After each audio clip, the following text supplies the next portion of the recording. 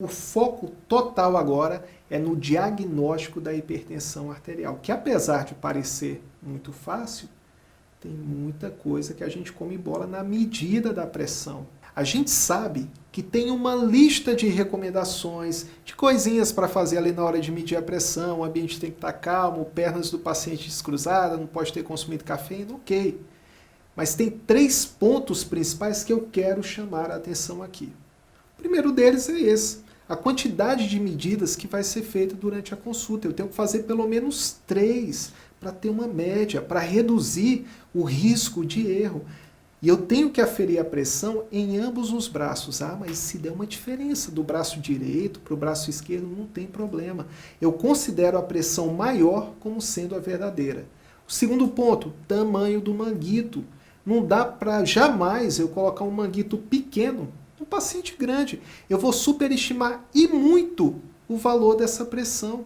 Imagina um manguito pequenininho ali tendo que encher, insuflar até conseguir ocluir a artéria braquial de um paciente obeso. E a ausculta.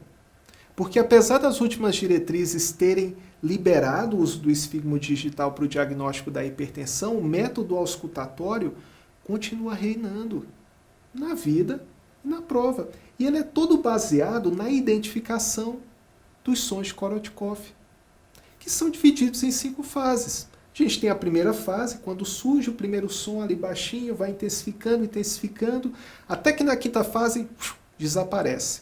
Quando aparece, pressão arterial sistólica, sumiu, diastólica. Muito cuidado com o paciente idoso, que tem a artéria muito rígida. Às vezes, aquela 5ª fase nunca aparece. Ele fica estacionado ali na 4ª fase, vai chegando a 0 e você continua auscultando os sons de Korotchkov.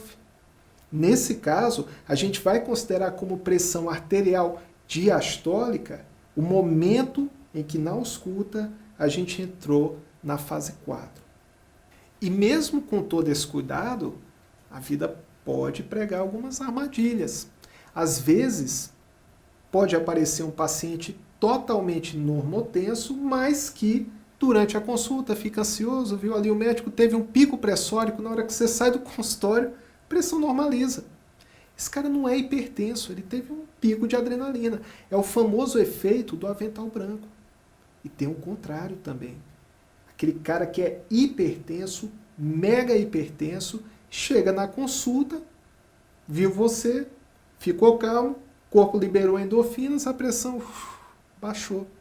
Você mede ali, afere na hora, totalmente normal. Saiu do consultório, pressão volta a aumentar. É a hipertensão mascarada. O que desmascara essa condição para a gente é que quando a gente bate o olho nos exames do paciente, está cheio de alteração, cheio de doença, lesão em órgão-alvo.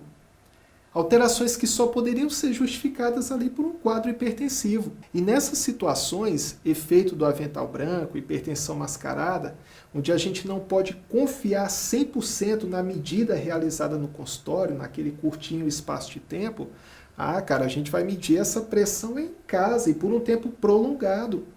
O paciente pode fazer a medida residencial da pressão arterial, vai ficar medindo a pressão uns 7 dias antes, traz os valores para a gente faz a média ali no consultório.